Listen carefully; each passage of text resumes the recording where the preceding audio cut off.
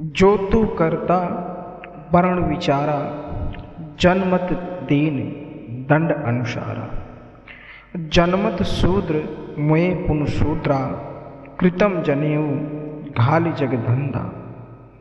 जो तू ब्राह्मण ब्राह्मणी को जाया, और राह दे काहे न आया।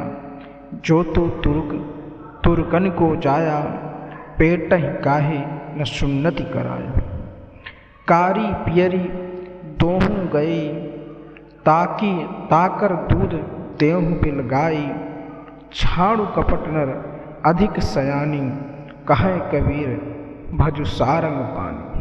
तो सदगुरु कबीर साहब संसार के लोगों को समझाते हैं और बताने का काम करते हैं। वह कहते हैं कि यदि तुम यह सोचते हो कि वर्ण व्यवस्था ईश्वरीय और प्राकृतिक है, तो ब्राह्मण के बच्चे को माँ के पेट से ही पलाश का और क्षत्रिय के बच्चे को गोलर तथा वैश्य के बच्चे को बेल का दंड लेकर ही जन्म लेना चाहिए। उक्त सभी बच्चों को ध्वजित चिन्ह जैसे दंड, मेखला, यज्ञोपवीत आदि सहित जन्म लेना चाहिए। परंतु वास्तविकता यह नहीं है। ब्राह्मण, क्षत्रिय, वैश्य और शूद्र सभी के बच्चे एक जैसे रूप में ही उत्पन्न होते हैं तथा मृत्यु के समय भी संस्कारहीन हो जाते हैं, अर्थात शूद्र ही रहते हैं।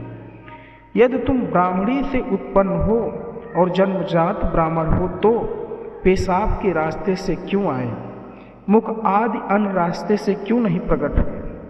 इसी प्रकार हे मुसलमानों, यदि तुम भी जन्मजात मुसलमान हो, तो तुम्हारे फिर खतना कराकर माता के पेट ही से ही क्यों नहीं उत्पन्न हुए।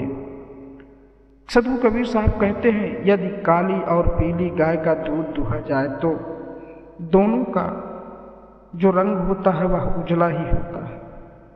अलग कर सकता है कोई? और यहां पर सदगुरु कबीर साहब बताने का काम क्या कह रहे हैं कि यदि काली और पीली गाय का दूध जो होता है, दोनों का रंग अलग अलग हो, लेकिन उनका दूध दुहा जाए जो उजले रंग का हो, यदि दोनों को दूध को मिक्स कर दिया जाए, तो कोई उन्हें अलग कर सकता है? कोई बता सकता है कि कौन सा गाय का दूध है ये, कौन सा गाय का दूध नहीं है? इसी तरह सबके मनुष्य में रहने वाला जीव एक समान होता है। इसलिए हे मनुष्य, तुम स्वयं को जन्मजात सिद्ध करने के लिए जो कपट और होशियारी दिखाते हो, उसे छोड़कर शरणागति भजन करो। इससे तुम्हारा उद्धार निश्चित रूप से हो जाएगा। कहने का यह है कि आत्म स्वरूप चेतन रूपी उस ईश्वर की ही भजन करते रहो। तो सदगुरु कबीर साहब ने जात पात, ऊंच नीच, इन तमाम परंपराओं को तोड़ने का काम किया।